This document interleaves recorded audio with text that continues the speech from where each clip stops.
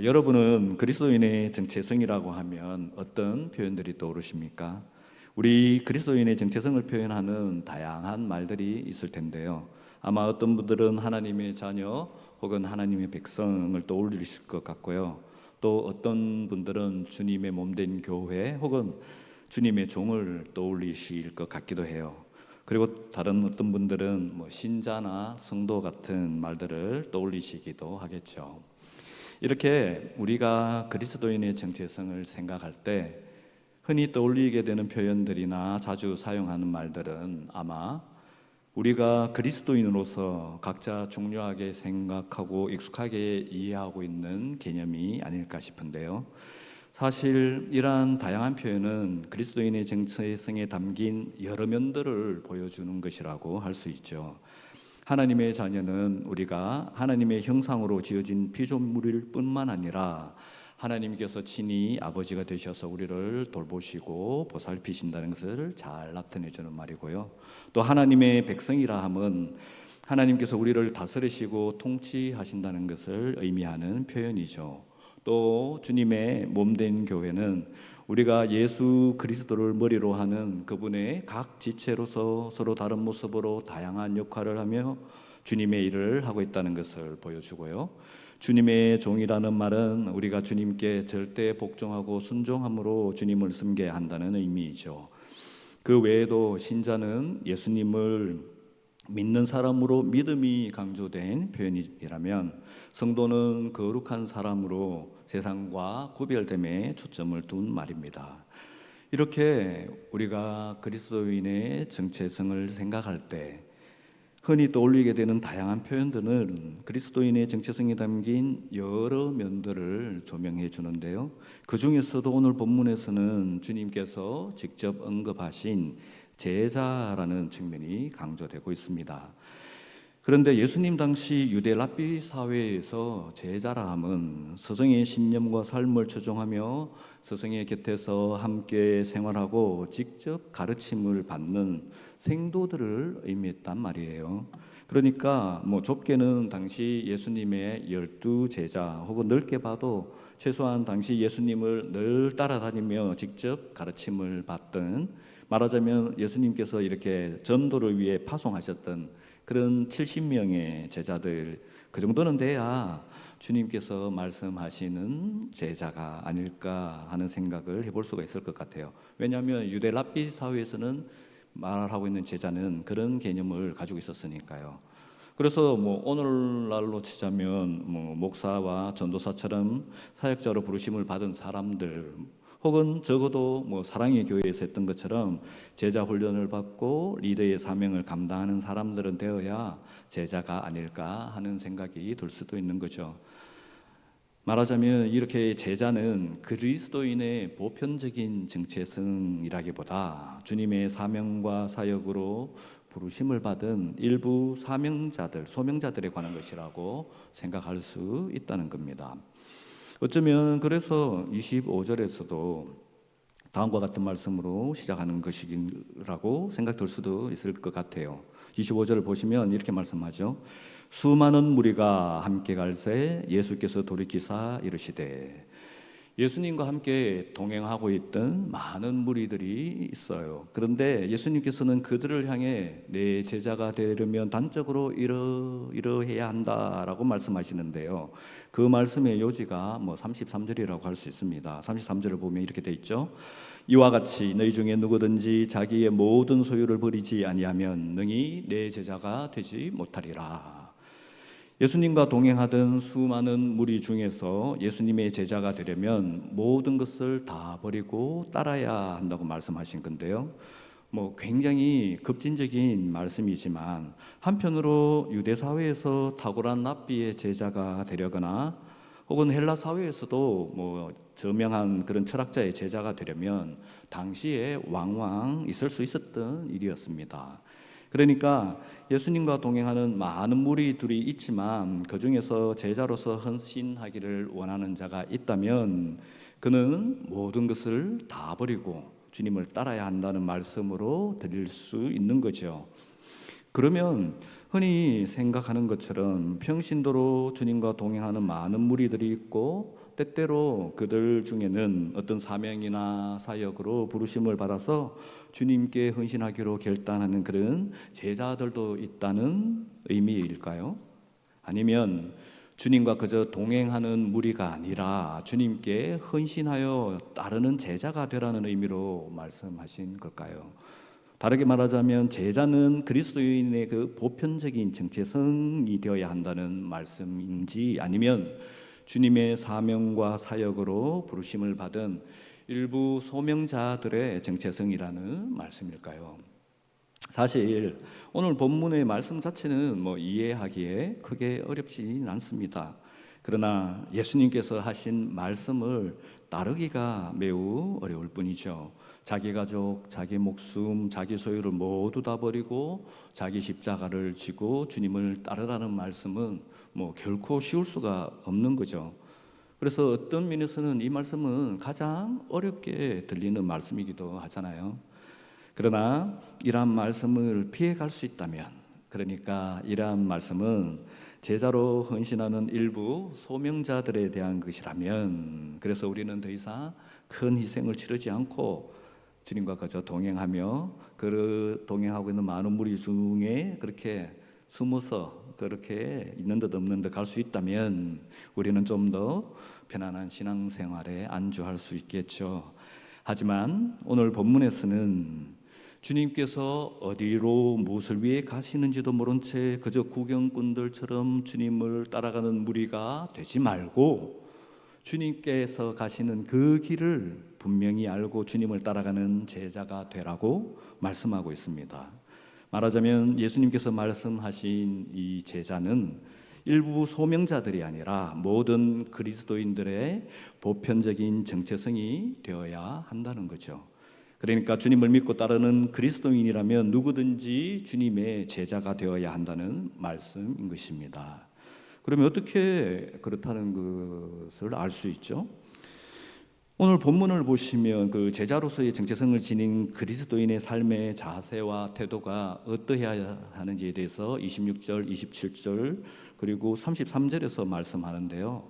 이 부분을 다 함께 한번 같이 읽어보면 좋겠습니다. 시작.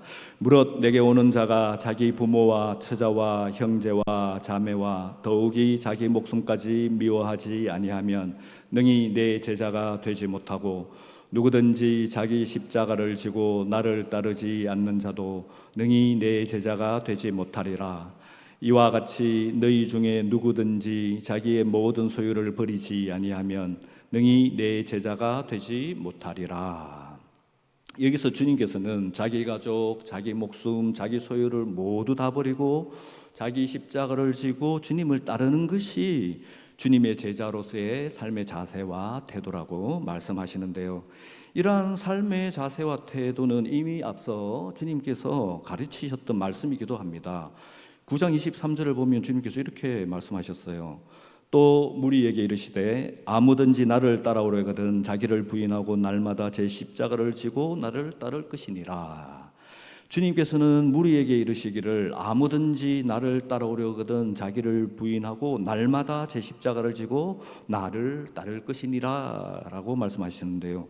여기서 주님께서는 주님의 제자들로서 그러하라는 게 아니라 주님을 따르고 있는 그냥 그 무리들에게 자기 십자가를 지고 주님을 따르라고 말씀하고 계신 겁니다. 그러니까 주님을 진정으로 따르는 자라면 누구든지 자기를 부인하며 십자가를 지고 주님을 따라야 한다는 말씀이죠. 또 이렇게 자기 십자가를 지고 주님을 따르는 것은 모든 그리스도인들이 지녀야 할 삶의 자세와 태도라는 말씀이기도 한데요. 오늘 본문에 따르면 이것이 바로 모든 그리스도인들이 지녀야 할 제자로서의 삶의 자세와 태도라는 것이죠. 말하자면 오늘 본문에서 주님께서 지칭하시는 제자는 특별히 헌신된 일단의 그룹을 가리키는 것이 아니라 진정으로 주님을 따르는 모든 그리스도인의 정체성이라는 것입니다. 그러니까 주님과 함께 가는 수많은 무리 중에 섞여 있기에 주님과 동행하는 것처럼 보일지라도 그들은 진정으로 주님을 따르는 것이 아니라는 말씀이고요. 그리고 진실로 주님을 따르는 자는 주님의 제자로 헌신하는 자라는 말씀이죠. 그래서 그 뒤에 그 9장 내용을 쭉 계속 읽어보시면 주님께서 이렇게 자신을 따르도록 사람들을 부르신 기록이 나오는데요. 9장 61절과 62절에는 다음과 같이 기록되어 있습니다. 또 다른 사람이 이르되 주여 내가 주를 따르겠나이다마는 나로 먼저 내 가족을 작별하게 허락하소서. 예수께서 이르시되 손에 쟁기를 잡고 뒤를 돌아보는 자는 하나님의 나라에 합당하지 아니하니라 하시니라.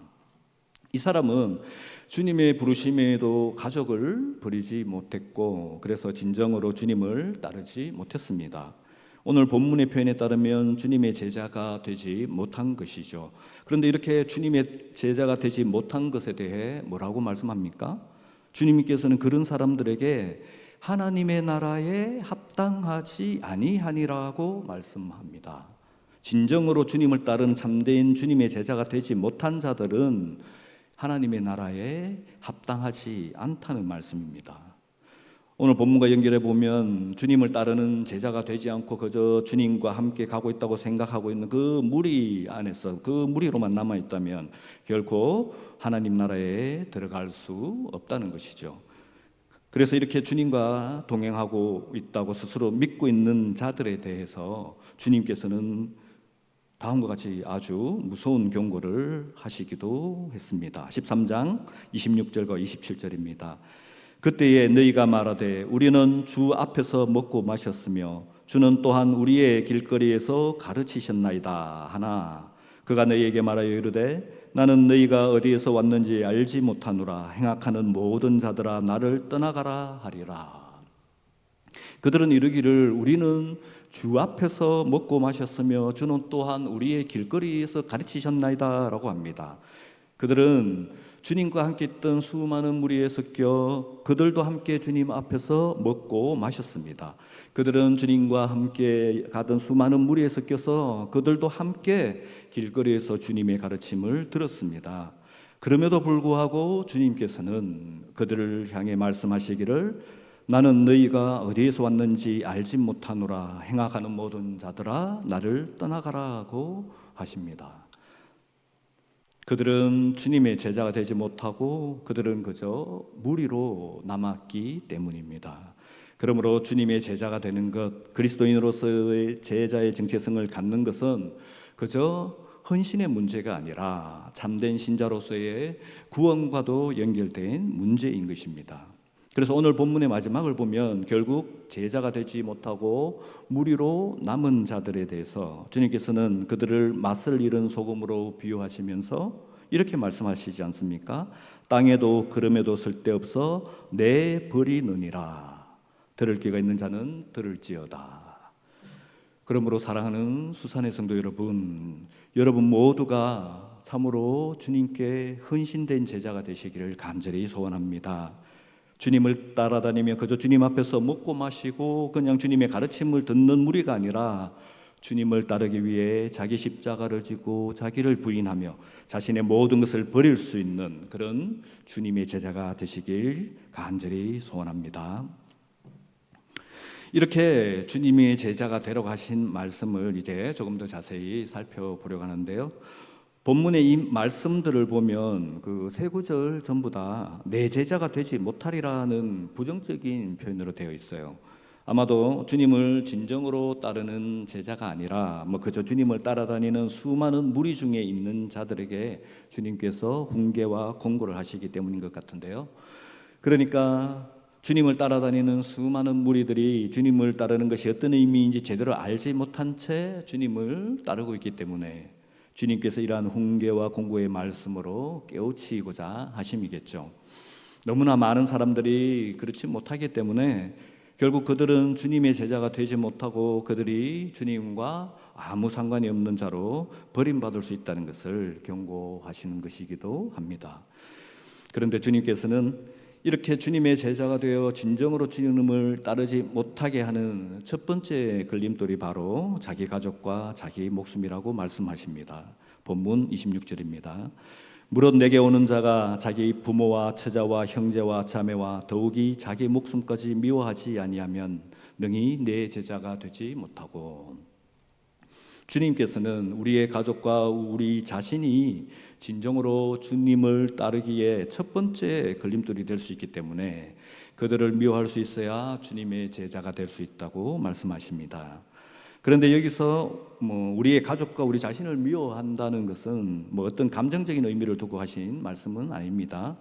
우리의 가족과 우리 자신을 미워한다는 것은 그들이 충성의 대상은 아니라는 것을 말씀하고 계신 것이죠. 그래서 흔히들 이러한 미움을 주님보다 우리의 가족과 우리 자신을 덜 사랑하는 것이라고 이해하는데요. 근데 또 이런 이해도 어떤 면에서는 주님께서 말씀하고 있는 말을 약화시킬 수 있습니다.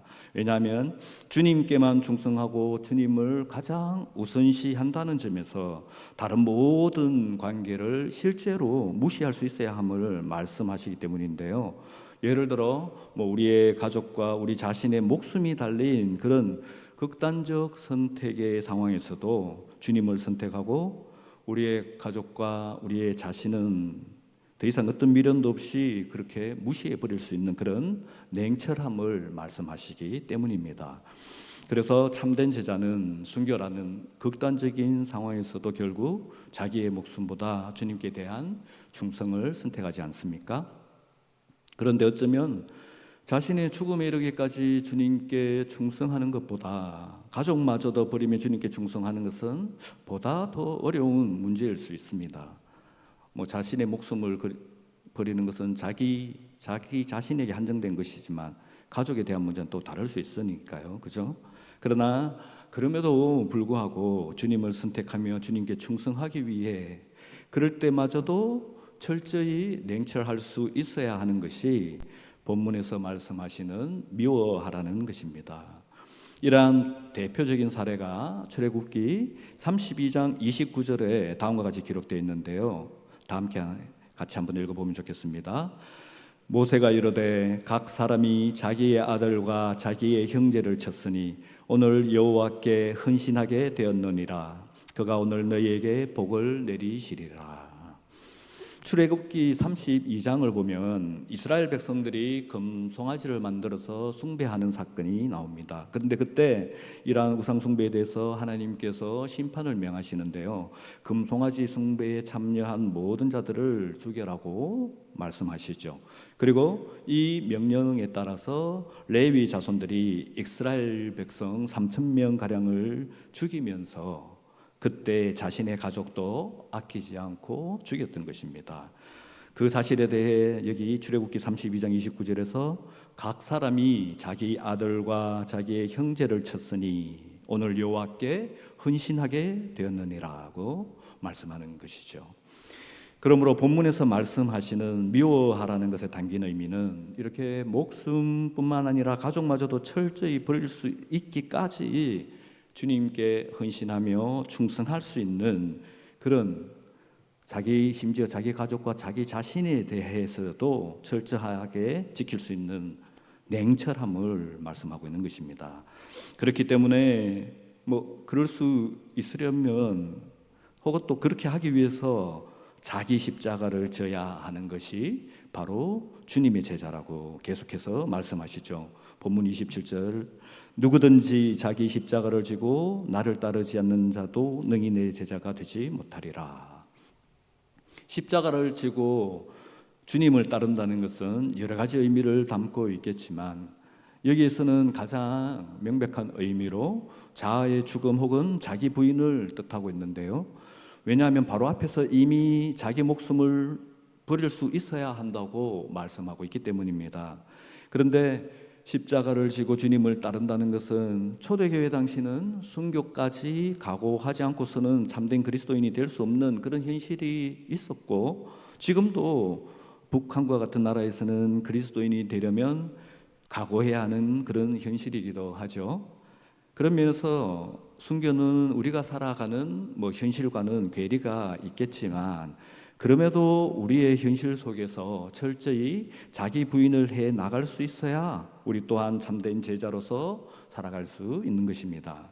왜냐하면 우리 자신의 가족뿐만 아니라 자신의 시간과 돈, 자신의 명예와 지위 등 이 모든 것들이 지금 현실에서 우리가 처한 그 삶의 정체성, 관련된 것들인데요. 이러한 우리 자신의 삶의 정체성을 과감히 떨쳐내 버릴 수 있는 것이 바로 자기 부인이기 때문입니다. 그러니까 본문에서 주님께서 교훈하시는 바는 우리가 참된 제자로서 정체성을 가지고 살기 위해서는 지금 현실에서 우리 삶의 정체성을 형성하고 있는 이러한 모든 것들을 떨쳐 버려야 한다는 것이죠. 즉 자기 부인을 해야 한다는 것입니다. 이렇게 자신의 가족뿐만 아니라 자신의 시간과 돈, 자신의 명예와 지위 등 이 모든 것들을 버릴 수 있어야 진정으로 주님을 따를 수 있는 제자가 될 수 있다고 말씀하고 계십니다. 그래서 주님께서는 본문 33절에 또 이렇게 말씀하시지 않았습니까? 이와 같이 너희 중에 누구든지 자기의 모든 소유를 버리지 아니하면 능히 내 제자가 되지 못하리라. 그러므로 제자로서의 삶의 첫 번째 걸림돌이 될 수 있는 자기 가족과 자기 자신에서부터 시작해서 자기의 그 모든 소유를 다 버릴 수 있기까지 이것을 가능하도록 연결해 주는 것이 바로 자기를 부인하며 주님을 따르는 것이죠. 자기 십자가를 지는 것이라는 말씀입니다. 또 여기 주님을 따른다는 표현도 사실 이 세 구절 중에 27절에만 나오는데요. 이 구절은 26절과 33절을 그러니까 자기 가족과 자기 목숨을 포기하는 것에부터 모든 것을 다 포기하기까지 여기서 이 과정이 주님을 따르는 과정이고 이러한 과정은 자기 십자가를 지고 자기를 부인하는 과정이다라는 것을 말씀해 주고 있는 것입니다. 그래서 이러한 과정은 단순히 한 번에 이루어지는 것이 아니라 계속적인 지속적인 영속적인 과정이라는 것을 주님께서는 또한 말씀해 주고 있습니다. 좀 어려운 내용이 될 수 있지만 이 27절을 보면 그 십자가를 지다라는 동사 바스타조나 또 주님을 따르다라는 그 동사 에르케타이가 둘 다 현지 시상으로 표현되어 있습니다. 이러한 헬라의 구문 표현이 바로 지속적으로 계속 행해져야 한다는 의미가 담겨 있는 것이죠. 십자가를 한번 지고 끝나는 것이 아니라 십자가를 계속 지고서 그리고 주님을 따르는 것도 계속 지속되어져 가야 한다는 것입니다.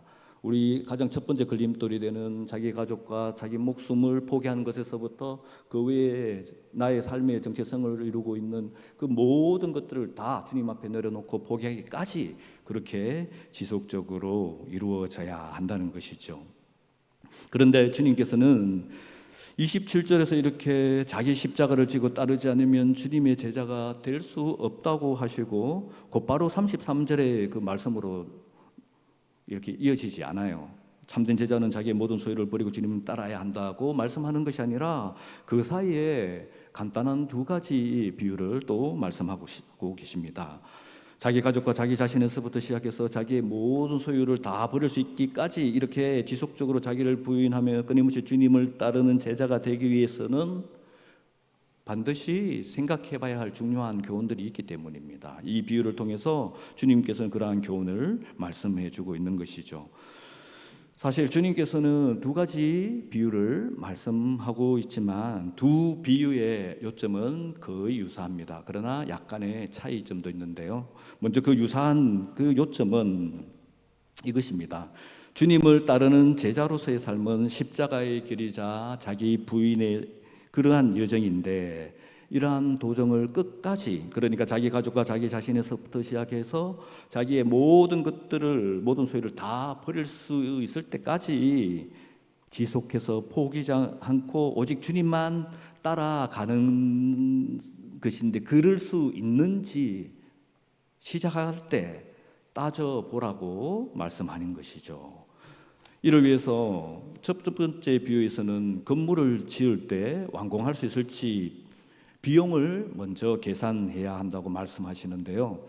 제자의 길로 이제 무작정 들어서 놓고는 끝까지 완주하지 못한다면 뒷담한 건물이나 마찬가지라는 점을 주님께서는 강조하고 있는 것입니다. 저는 이 비유를 읽으면서 제가 살고 있는 동네 그 복현 오구리에 그 오래된 흉물로 남아있는 그 뒷담한 건물이 생각나더라고요. 그쪽으로 다니신 분들은 아마 아실 거예요. 짓기 시작한 지 수십 년이 다 되었지만 아마 1980년대 후반부터 지었던 것 같은데 중도에 건축이 멈추고 또 다시 지으려고 하다가 또 멈추고 또 멈추고 또 멈추고 하는 바람에 지금은 그저 아무 쓸모도 없는 그냥 너무 보기 싫은 흉물이 되어버렸지 않습니까?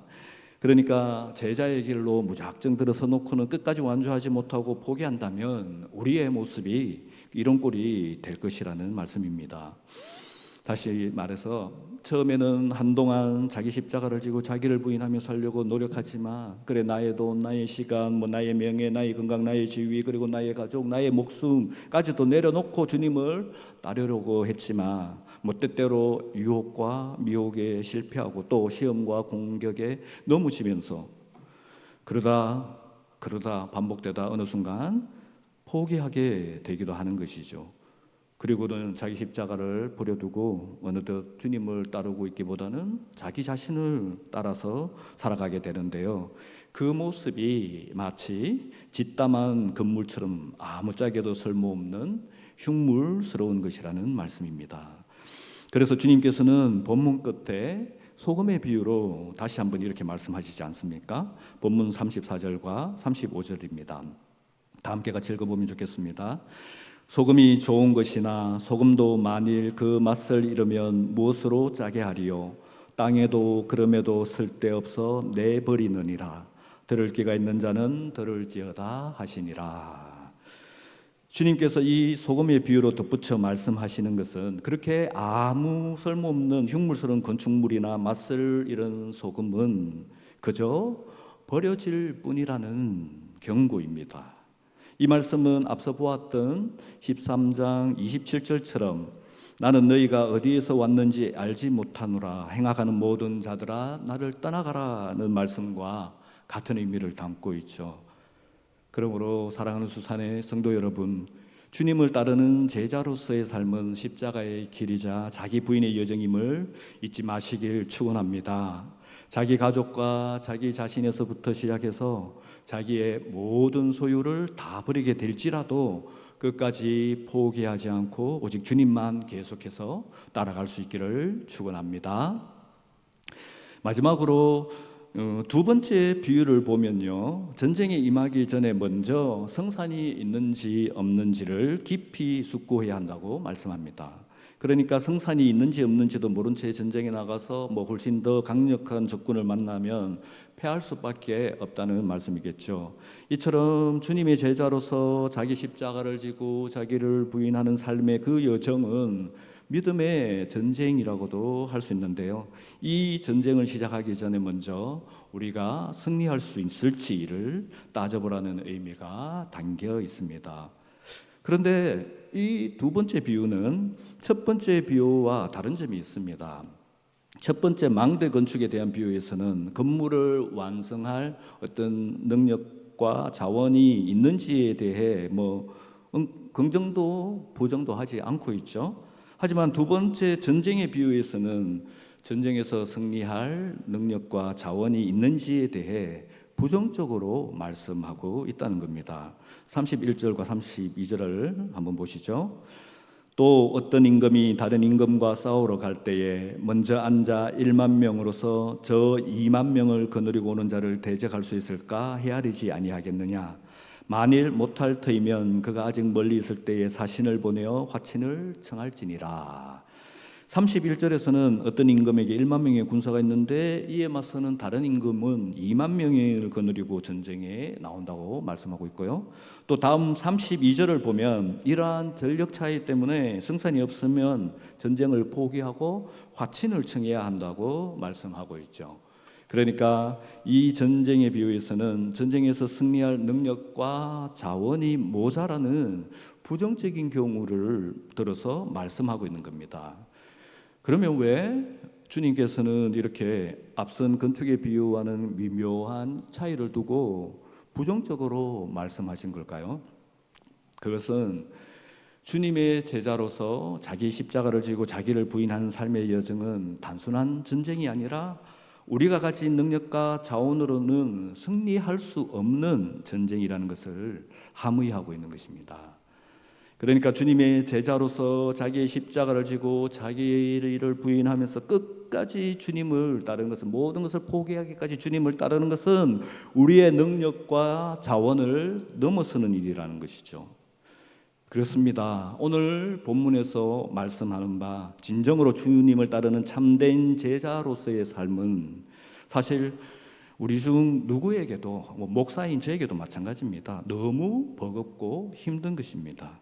나의 돈, 나의 시간, 나의 명예, 나의 주의, 그리고 나의 가족, 나의 목숨까지도 내려놓고 다 버릴 수 있을 정도로 주님을 따른다는 것은 어쩌다가 한두 번 하는 것도 힘든데 처음부터 끝까지 지속적으로 자기 십자가를 지고 변함없이 자기를 부인하며 살아가야 하는 것을 우리가 어떻게 감당할 수 있겠습니까?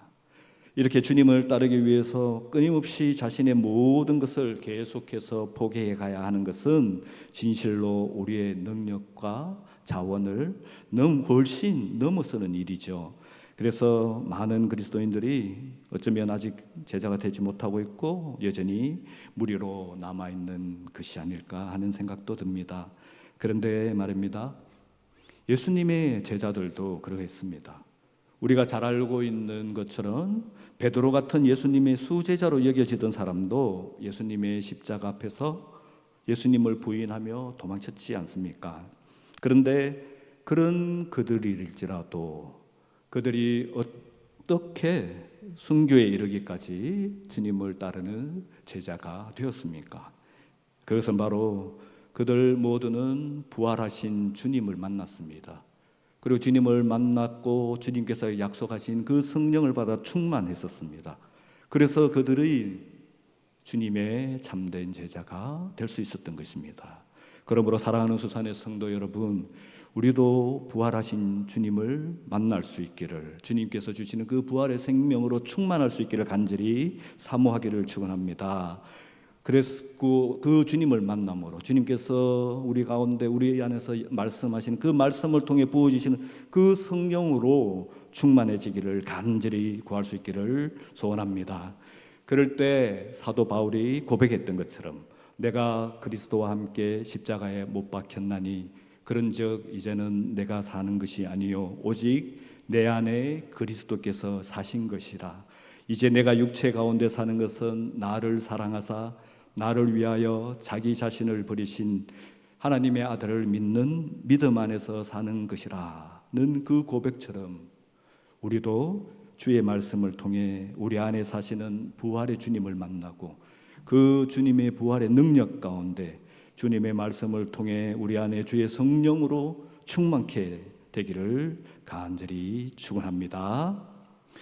기도하겠습니다. 하나님 아버지, 저희가 그저 구경꾼처럼 주님과 동행하는 무리가 되지 않게 하여 주시옵소서. 아버지, 저희도 저희의 모든 것을 버리기까지 주님을 따를 수 있는 제자가 되게 하여 주시옵소서.